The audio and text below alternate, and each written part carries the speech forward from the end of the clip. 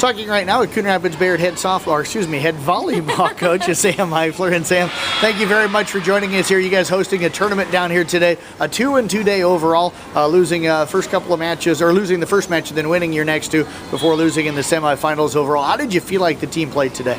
They actually played way better than they did Tuesday already. This is only our next match since then, and they played a lot better. We totally switched the lineup on them. Girls were playing in different spots than they played all year, and they all embraced it. They stuck together as a team, especially when they got down. And the stuff that we told them to work on from Tuesday, they all did a lot better with that. So we were pleased with that overall. What areas did you see where you were happy with the way the team played today? I would say definitely back row. We had some teams that really hit hard at us, and back row played awesome. Our defense was good, and we've been focusing on offense mostly in practice, so they really stepped up with their defense. And our hitting was actually better than we expected because, like I said, we threw different people in front row, and they executed.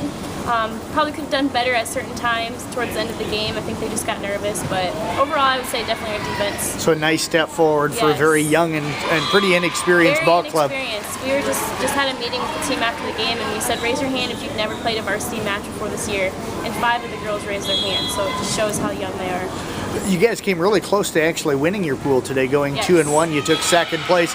You played an outstanding first game against Xira Elkhorn-Kimball, losing 22-20. Kind of tell us, if you can remember back, that was early this morning. Kind of how did that game end and how did that match go?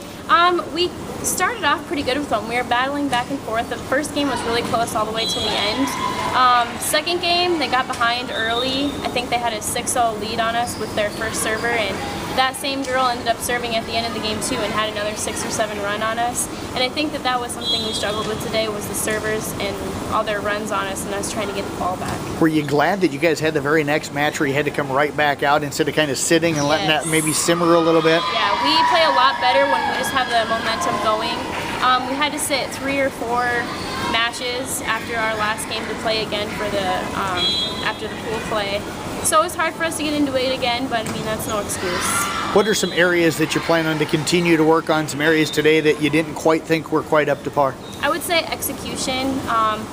If we're practicing, the girls swing so much harder, serves are always in, and then it comes to a game and, game point match or anything like that, they get nervous and they just need to execute. We got to do more, I think, game-like situations in practice so they know when they need to get the ball in and when they need to swing hard.